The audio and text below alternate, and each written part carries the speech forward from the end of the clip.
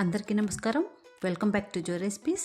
ఈరోజు వీడియోలో చాలా తక్కువ టైంలో టేస్టీగా ఉండే గుంట పొంగనాలు ఎలా ప్రిపేర్ చేసుకోవాలో చూద్దాం. దీనికోసం మనం ఎక్కువేం కష్టపడక్కర్లేదు. జస్ట్ దోశ బ్యాటర్ ఉంటే చాలు.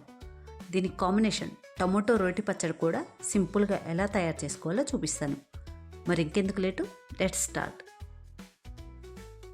ముందుగా ఒక బౌల్లోకి దోశ బ్యాటర్ తీసుకొని అందులో తరిగిన ఉల్లిపాయలు, పచ్చిమిర్చి, అల్లం తురుము, కరివేపాకు, జీరా, చిటికెడు పసుపు, రుచికి సరిపడా సాల్ట్, గంట ముందు నానబెట్టిన పచ్చిశనగపప్పు అన్నీ వేసి బాగా కలిపి పక్కన పెట్టుకోండి.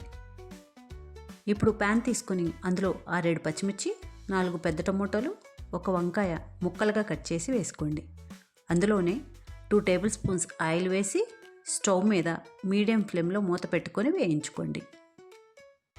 ఇప్పుడు మరొక స్టవ్ మీద గుంట పొంగనాల ప్యాన్ పెట్టుకొని ప్యాన్ హీట్ అయ్యాక ప్రతి గుంటలో కొద్దిగా నూనె వేసి బ్యాటర్ను ఒక్కొక్క గుంటలో 3/4 వరకు పోసి మీడియం ఫ్లేమ్లో మూత పెట్టి 2-3 నిమిషాలు వదిలేయండి. అంతలో టమోటో పచ్చిమిర్చిని మధ్య మధ్యలో కలుపుకుంటూ ఉండండి. చూసారా పొంగనాలు ఎలా ఫ్లఫీగా వచ్చాయో?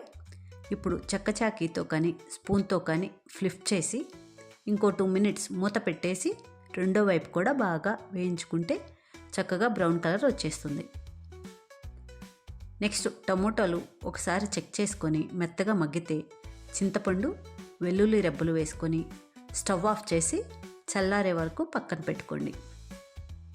ఇప్పుడు గుంట పొంగనాలని ప్యాన్ నుండి తీసి సర్వింగ్ ప్లేట్లోకి తీసుకొని ఇదే విధంగా మిగిలిన పిండిని పొంగనాలు వేసుకోండి. తర్వాత మిక్సర్ జార్లో వేయించుకున్న పచ్చిమిర్చి, చింతపండు, వెల్లుల్లి, కరివేపాకు, 1 టీ స్పూన్ జీరా, 1/2 టీ స్పూన్ పసుపు, సాల్ట్ టేస్ట్కి తగ్గట్టుగా అండ్ 1/2 టీ స్పూన్ ధనియాలు వేసి కోర్స్గా గ్రైండ్ చేసుకొని మిగిలిన టమోటో వంకాయ ముక్కలను వేసి ఒక్కసారి పల్స్ చేయండి. అంతే అండి, టేస్టీ గుంత పొంగనాలు విత్ టమోటో పచ్చడి రెడీ. వీడియో నచ్చినట్లయితే లైక్ చేయండి, షేర్ చేయండి, సబ్స్క్రైబ్ చేయడం మర్చిపోకండి. Thank you.